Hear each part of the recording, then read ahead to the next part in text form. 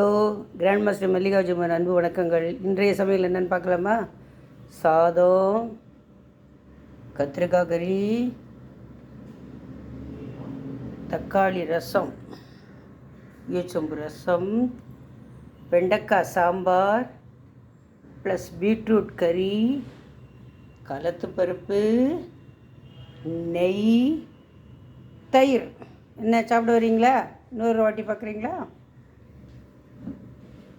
சாதம், கத்திரிக்காய் கறி, ரசம், ஈச்சம்பு ரசம் ப்ளஸ் வெண்டைக்காய் சாம்பார், பீட்ரூட் கறி, கலத்து பருப்பு, நெய், தயிர். இது போக நிறைய கருவேப்பிலை பொடி, அதுக்கப்புறம் வேர்க்கடலை பொடி எல்லாம் இருக்குது.